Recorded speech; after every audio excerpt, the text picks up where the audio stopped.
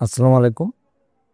আজকে আমি যে বিষয়টা নিয়ে আলোচনা করব সেটা হচ্ছে হঠাৎ করে গত রমজান মাসে অর্থাৎ মার্চ মাসের শেষ দিকে একটা বিষয় সামনে চলে আসে। সেটা হচ্ছে রোহিঙ্গা প্রত্যাবাসন। আমরা সবাই জানি জাতিসংঘের বর্তমান মহাসচিব বাংলাদেশে এসেছিলেন সফরে। তখন বর্তমান বাংলাদেশের প্রধান উপদেষ্টা ডক্টর মোহাম্মদ ইউসুফ, ডক্টর মোহাম্মদ ইউনুস এবং জাতিসংঘের মহাসচিব রোহিঙ্গাদের ক্যাম্পে গিয়েছিলেন এবং ওখান থেকে একটা সাউন্ড চলে আসে রোহিঙ্গা প্রত্যাবাসনের বিষয়টা। কিন্তু বাস্তবতা হচ্ছে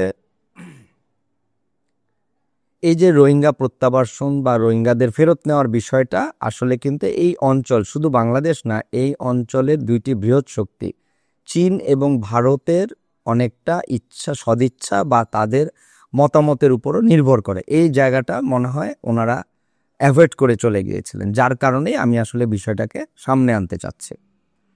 যেমন আমরা জানি যে এখানে যে সম্মেলনটা বাংলাদেশে যে সফরটা হয়ে গেল জাতিসংঘের মহাসচিবের, সেই সম্মেলনে জাতিসংঘ যেভাবে দ্ব্যর্থহীনভাবে বলল রোহিঙ্গার প্রত্যাবাসনের ব্যাপারে জাতিসংঘ সম্পূর্ণরূপে বাংলাদেশকে সহযোগিতা করবেন, ঠিক একইভাবে ডক্টর মোহাম্মদ ইউনুসও ঘোষণা করলেন যে অচিরেই রোহিঙ্গা প্রত্যাবাসন প্রক্রিয়া শুরু হবে।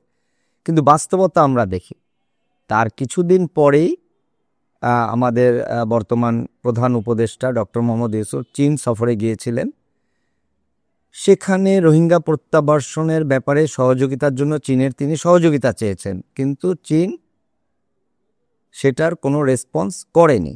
এবং দ্বিতীয়টা আমরা দেখি বিসমটেকের মিটিংয়ে ভারতের প্রধানমন্ত্রী মনমোহন সিংয়ের সঙ্গে ভারতের প্রধানমন্ত্রী নরেন্দ্র মোদীর সাথে যখন বসেছিলেন ডক্টর মোহাম্মদ ইউনুস, তখনও কিন্তু রোহিঙ্গা প্রত্যাবাসনের বিষয়টা সামনে আসেনি।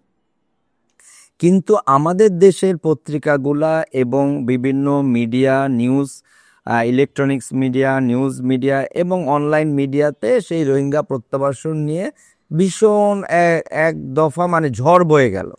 সেই ঝড়ের কারণটা কি আসলে কিন্তু বাস্তবতা আমরা বুঝতে পারছি না। যেখানে বাস্তবতা হচ্ছে, যেমন আমি একটু আগে বলেছি যে রোহিঙ্গা প্রত্যাবাসনের ব্যাপারে বিসমটেকের মিটিংয়ে কিন্তু মায়ানমার বর্তমান উপপ্রধানমন্ত্রী এবং পররাষ্ট্রমন্ত্রী ইউজানের সাথে ডক্টর মোহাম্মদ ইউনুসের কথা হয়েছে এবং সেখানে তিনি বলেছেন যে মায়ানমার পক্ষ থেকে বলেছেন যে 1,80,000 রোহিঙ্গাকে ফেরত নেওয়া হবে।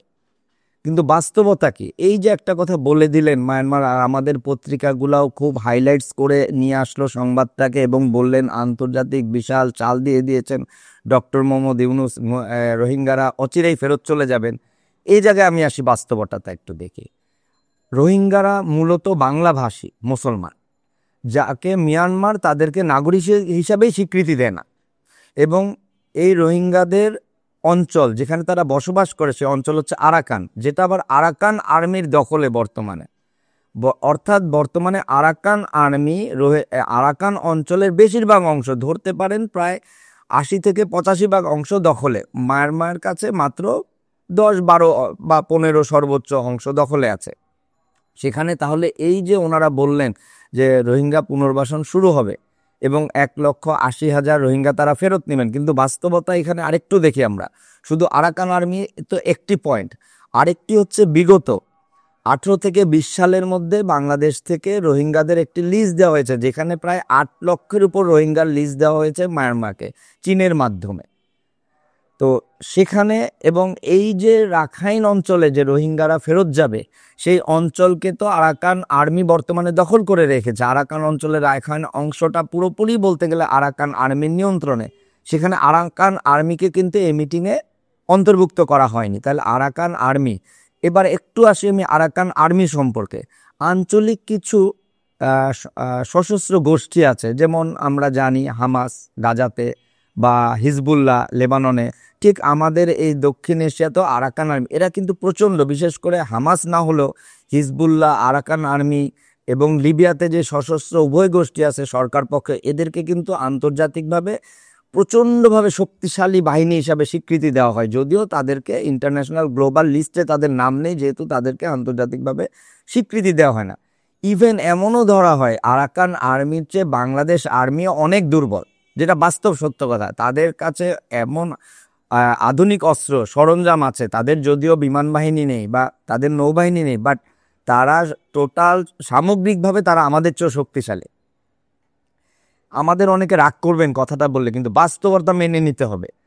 তাহলে যেখানে আরাকান আর্মি রাখাইন অঞ্চল দখল করে রেখেছে, তাহলে আমরা এই যে 1,80,000 তারা স্বীকার করলো বা তারা আমাদের থেকে লিস্ট নিয়ে গেছে 8 লক্ষ, এরা কোথায় ফেরত যাবে? তাহলে এই যে একটা কোথায় যাবে বড় কথা না, কে বলছে বড় কথা না, নিউজ করে ফেলা। যেমন আমরা দেখেছি বিগত সরকারের সময় একটা জব করা হতো, কিছু বললেই নির্বাচন দরকার নেই, আমি আছি ভালো আছি, কারণ উন্নয়ন উন্নয়ন উন্নয়ন।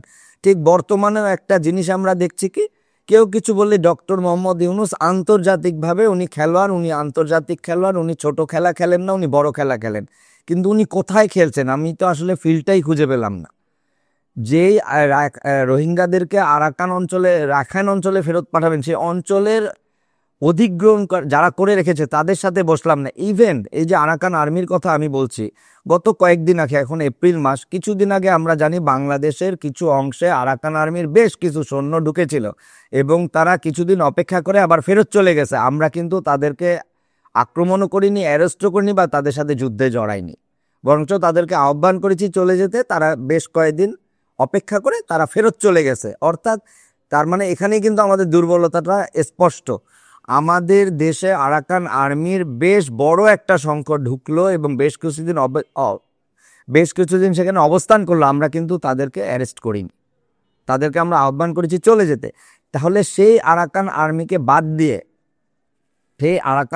বাদ দিয়ে আমরা কি করে রোহিঙ্গা সমস্যার সমাধান করব, এটা কিন্তু আমাদের এখন মাথায় আনতে হবে। আর যেখানে বর্তমান মায়ানমার সরকারের কোনো মানে ক্ষমতাই নেই সেই রাখাইন অঞ্চলের উপর, বা অধিগ্রহণের অবস্থায় নেই, তাদের অংশই না। আরাকান তো নিজেদেরকে স্বাধীনতা ঘোষণা করেছে বা তারা স্বাধীনতার পথে যাচ্ছে, যেটা আমরা জানি। তো সেই বিষয় না যাই, আমরা আসি তাহলে এ থেকে আমরা কি বুঝতে পারি? অর্থাৎ বিগত সরকারের যে উন্নয়নের গল্প, বর্তমান সরকার কিন্তু সব কিছুতে আমাদেরকে গল্প বলতে পছন্দ করছে বা গল্প সামনে নিয়ে আসছে।